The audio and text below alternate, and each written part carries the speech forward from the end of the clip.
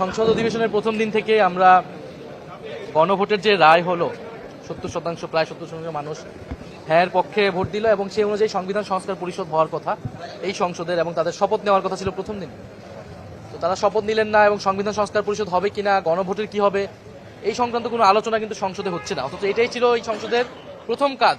তারা বিভিন্ন বিধি নিষেধ রেওয়াজ বিভিন্ন কিছু দেখাচ্ছে, কিন্তু আমরা খুবই স্পষ্টভাবে বলেছি এটা কোনো সাধারণ বা নিয়মতান্ত্রিক প্রক্রিয়াতে হয়নি।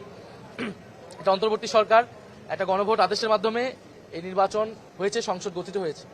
তো আমরা আমাদের বিধি মোতাবেক আইনসম্মতভাবে আমরা আমাদের প্রচেষ্টা চালাচ্ছি সংসদের ভিতরে।